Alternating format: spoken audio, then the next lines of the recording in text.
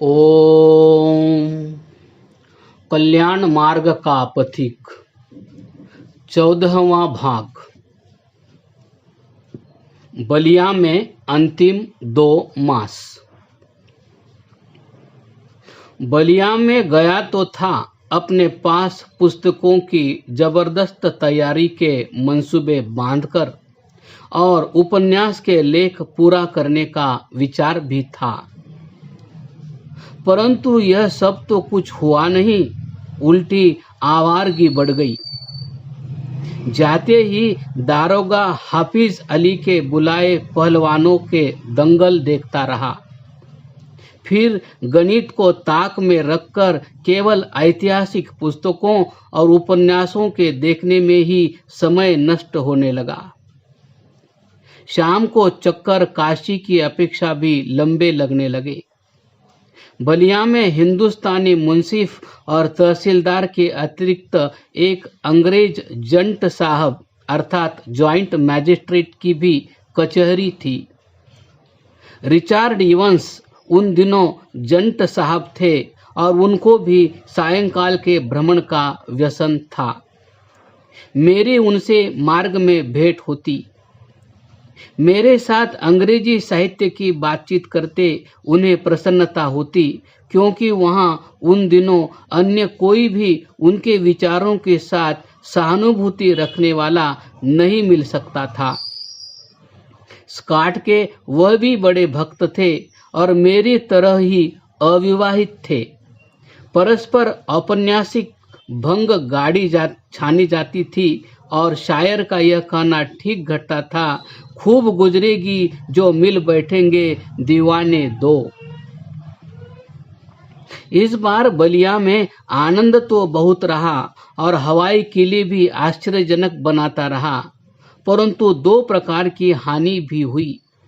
एक तो मुंशी साहब के साथ घोड़ा गाड़ी में सैर के लिए जाने से प्रातःकाल का व्यायाम बंद हो गया, और दूसरे बलिया से चलते समय मुझ पर उदासी छा गई। ज्वर की ऋतु भी आ गई थी और बनारस पहुंचकर कोई मित्र न मिला। सिंह जी बीमारी के भ्रम में फंसकर अपने गांव चले गए थे। हरि कलकत्ते चला गया था और दीवान साहब के साथ अभी बहुत गाढ़ा संबंध नहीं हुआ था, और मलजी तो शुष्क चीनी आटे का भाव बतलाने वाले ही थे। मुझे ज्वर के कारण कुछ निर्बलता हो गई और मैं दशहरे का छुट्टियों से 1 सप्ताह पहले ही अवकाश लेकर फिर बलिया चला गया। इस बार आनंद के स्थान में कुछ मानसिक कष्ट ही रहा और मैं उकता कर लौटना चाहता था कि पिताजी के नाम लॉर्ड लिटन वाले दिल्ली दरबार के पुलिस कमान अफसर के पास जाकर काम करने का हुक्म आया। उन दिनों शिक्षा विभाग की प्रांतिक परीक्षाएं नवंबर के अंतिम सप्ताह में होती थी।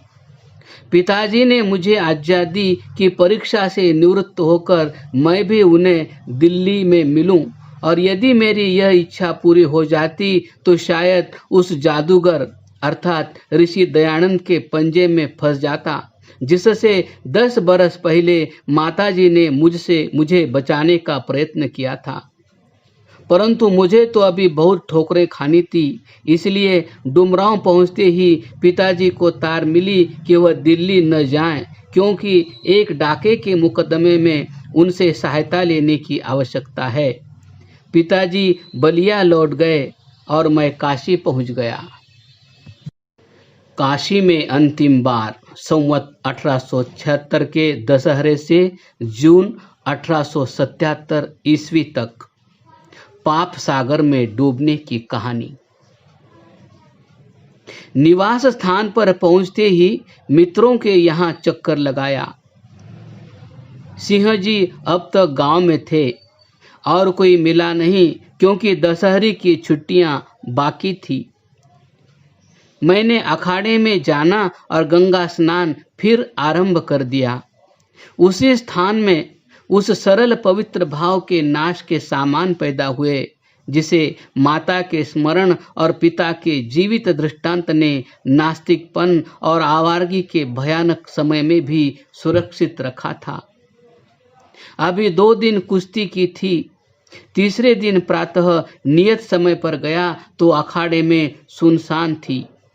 पूछने पर पता लगा कि बृहस्पतिवार का अनध्याय है। मैंने सोचा कि गंगा किनारे ही 1 आध मील टहलूं तो स्नान करके घर लौटूंगा। धोती आदि घाटी के पास रख दी और आप राजघाट की ओर चल दिया। मणिकर्णिका से आगे बिंदा सिंह पहरे वाला मिला। उसके पूछने पर आगे जाने का कारण बतला दिया। कुछ दूरी पर संधिया घाट है। वह गंगा के बाढ़ से हिल चुका था और उसके नीचे एक गुफा सी बन गई थी। उसमें कुछ काल से एक नंगा साधु रहता था जो एक समय ही भोजन करता था, और वह भी विचित्र नियम से। जो कोई पहले भोजन लाता उसी को स्वीकार करके फिर शेष किसी की भेंट स्वीकार न होती। इसलिए सैकड़ों स्त्री पुरुष उत्तम से उत्तम भोजन तैयार करके ले आते। अस्तु संधिया घाट के पास पहुंचा ही था कि एक चीख की आवाज सुनाई दी। दौड़कर गुफा के पास गया तो किसी स्त्री का सिर बाहर धरती से लगा और उसकी दोनों बाहें द्वार के दोनों ओर गड़ी हुई दिखाई दी। अंदर से कोई उसको खींच रहा था और वह बाहर निकलने का यत्न कर रही थी। मैंने जाकर लाते चट्टान में मजबूती से लगाई और उसकी दोनों भुजाओं को दोनों हाथों से पकड़कर खींचने लगा, परंतु अंदर का पिशाच बड़ा बलवान और कामांध प्रतीत होता था। बेचारी अबला का दम घुट रहा था। मैंने बिंदा सिंह को पुकारा। उसने आकर मुझे दृढ़ता से पकड़ लिया और मैंने दुष्ट को डांट बतलाते हुए उस विवश पीड़ित देवी को बाहर खींच लिया। उसकी आयु 16 वर्ष से अधिक न थी। मैंने उस मूर्छित देवी को अलग किया तो एक और अधेड़ स्त्री पास आ गई। उसे मैंने पहचाना कि हमारे कुल के परिचित एक खत्री ग्रेजुएट की भौजाई है। मेरे परिचित ग्रेजुएट का कल्पित नाम देवी प्रसाद समझ लीजिए। पता लगा कि जिस देवी के सतीत्व की रक्षा की गई है वह देवी प्रसाद की दूसरे विवाह की स्त्री है। यह पीछे से पता लगा कि पति महाशय तो वकालत परीक्षा की तैयारी में अलग लगे रहते हैं और भौजाई को यह फिक्र है कि उनकी देवरानी के संतान होनी चाहिए। इसलिए 3 बजे तड़के ही खोए की मिठाई और पूरी आदि का थाल हाथ में लेकर सरल हृदय राजरानी को गुफा में भेजकर बाहर खड़ी हो गई। राजरानी के कपड़ों के चिथड़े उड़ गए थे। शरीर में रगड़ों से लहू बह रहा था और वह कांप रही थी। मैंने वानात की चादर ओढ़ी हुई थी, उससे देवी का सारा शरीर ढक दिया और जो भीड़ जमा हो रही थी उससे बचा।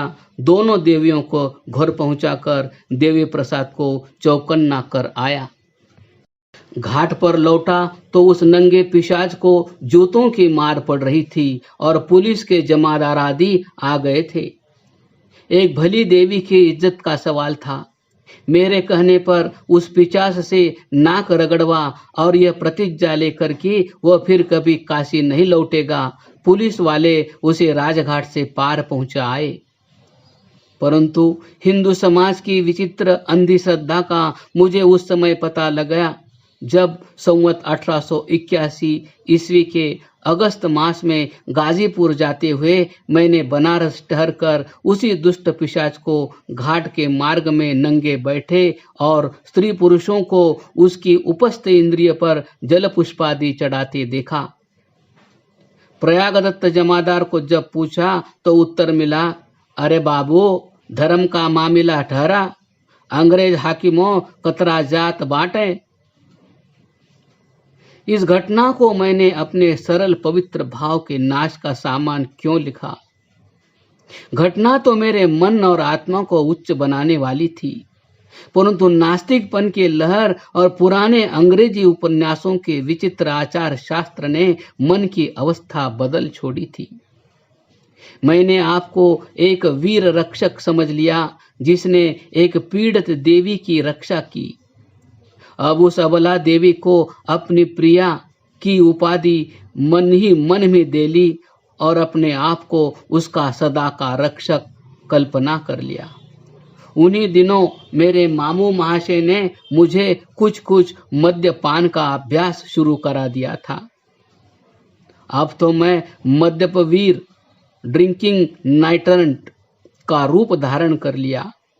यदि उस रामायण पर से श्रद्धा न उठ गई होती जिसमें सीता के आदर्श पातिव्रत पर मैंने वारंवार पवित्र अश्रुधारा बढ़ाई थी, तो मुझे निश्चय है कि उस गड्ढे से बच जाता जिसमें गिरने के पीछे मुझे घोर प्रायश्चित्त करने पर ही शांति प्रतीत हुई थी।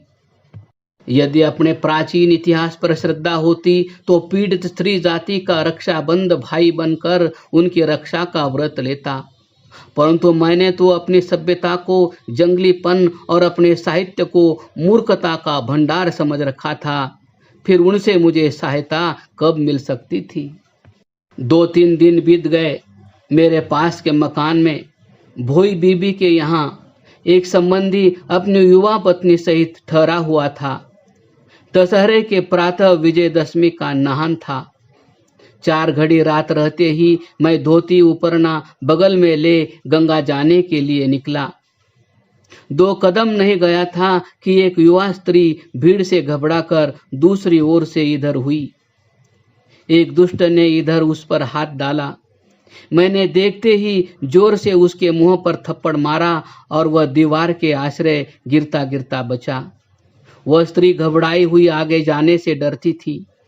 मैं उसे अपने मकान में ले आया और तब पता लगा कि उसके पति आगे निकल गए हैं।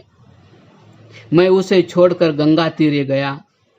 उसका पति उसे तलाश कर रहा था। मैंने उसे शांत किया और नहा धो उसको साथ लाकर उसकी पत्नी से मिला दिया। मेरा नौकर 2 दिन से छुट्टी पर था। मैं पूरी लाकर खाना चाहता था। दोनों पति पत्नी भोई बीबी के यहाँ से मेरे मकान में आ गए।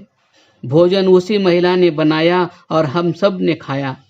मेरे मकान के नीचे बड़ी खुली बैठक थी जहाँ आदित्यवार का विशेष और नित्य साधारण दरबार लगता था। उसके ऊपर की मंजिल में उतना ही बड़ा कमरा था जिसमें मैं सोया और पढ़ा करता था। तीसरी छत पर एक और रसोई घर और दूसरी ओर चौबारा था। मैं अपनी बैठक में चला गया और उन्होंने ऊपर आराम किया। दोपहर पीछे मैं बाहर चला गया। तीसरे पहर उस सदवा स्त्री का पति दशहरा देखने चला गया। मैं सिंह जी को लेकर दशहरा देखने जाना चाहता था, परंतु उनको अभी बीमारी का भ्रम था और वह फिर गांव को जा रहे थे। उन्हें गांव के लिए विदा करके उदासीन हो 6 बजे के लगभग घर लौट आया। उस समय प्रलोभन में फंस गया। हाँ, बरसों की कमाई 1 घंटे में डूब गई। उस रात मैंने भोजन न किया। रात को व्याकुल रहा। दूसरे दिन प्रातः रामायण का फिर स्मरण आया। गंगा स्नान के पीछे कह दिया कि मैं अपने मित्र के ग्राम को जाता हूँ। प्रायश्चित्त का आरंभ। बड़ी से बड़ी आवारगी में भी जो मन और शरीर शुद्ध रहे थे वे अशुद्ध हो चुके। धोती कुर्ता पहने थाई, सिर पर टोपी रखी, गले में दुपट्टा छोड़ा और हाथ में धोती उपरना समेत बैग लेकर चल दिया। सिंह जी के घर से मार्ग दिखाने के लिए उनके भृत्य को साथ लिया। वह सीधा मार्ग दिखाकर लौट गया। ग्राम 4 कोस था। 12 बजे पीछे बिना अन्न जल किए अपने मित्र से जा मिला और जाते ही अपनी गिरावट की कहानी सुनाई। मित्रों को अपनी बीमारी भूल गई। मुझे शांत करने में लग गए। सब सुनकर मुझे निर्दोष बतलाया। इस प्रकार तसल्ली कठिन थी। सिंह जी स्वयं विवाहित थे और गंभीर भाव के सदाचारी। उन्होंने विवाह पूर्व की अपनी व्यवस्था सुना और पाप का प्रायश्चित्त बतलाकर मुझे शांत किया। मेरे आत्मिक रोग की चिकित्सा में धर्म भाई का शारीरिक रोग आपसे आप दूर हो गया। दूसरे दिन इकट्ठे ग्राम में रहे। तीसरे दिन हम दोनों लौट आए। फिर कॉलेज जाना आरंभ किया और गाड़ी कंपनी के लंबे भ्रमणों में सब कुछ भुला दिया। काशी लौटने के दूसरे दिन देवी प्रसाद मिले। मालूम हुआ कि मेरे पीछे 2-3 बार आ चुके हैं। उन्होंने बतलाया कि उनकी धर्मपत्नी मुझे भोजन के लिए निमंत्रण देती है। मैं झिझका। तब उन्होंने कहा कि अपनी भौजाई का करतूत देख वो भाई से जुदे हो गए हैं और अब अपनी माता के साथ रहते हैं। असल मतलब परिवार का यह था कि मेरा धन्यवाद करें। मैं दूसरे दिन उनके यहाँ गया, परंतु कुछ फल लेता गया। प्रातः सीताहरण की कहानी फिर से पढ़ आंसू बहा हृदय को शुद्ध कर चुका था। जाते ही फल रखकर कहा, बहन राजरानी, तुम्हारे लिए फल लाया हूँ। राजरानी पर इसका क्या असर हुआ, उसका वर्णन पीछे उसके पति ने किया। फिर दिवाली के पीछे भाई दूज आई। मेरी यज्ञोपवीत के समय की धर्म बहन उस समय काशी में न थी। वह प्रत्येक भाई दूज पर मेरे माथे में टीका लगा, हाथ में मौली बांध, पल्ले में मिठाई डाला करती थी। मुझे धर्म बहन का कुछ ख्याल आया और काम में लग गया कि इतने में अपनी सास सहित राजरानी पहुंच गई। भैया, भाई दूज पर टीका करने आई हूँ। यह शब्द सुनते ही मैंने सिर पर टोपी रख गले में दुपट्टा ले लिया। नई धर्म बहन ने टीका लगाया, रक्षा का व्रत दिया और मिठाई आगे की, जो मैंने श्रद्धा से ग्रहण की। फिर 2 रुपए भेंट देकर भगिनी को विदा किया। मानसिक प्रायश्चित अभी से शुरू हो गया। इसके पश्चात मैंने स्त्रियों को मिलने से बचना आरंभ कर दिया और माताजी के परिचित परिवारों में जाना भी त्याग दिया क्रमशः।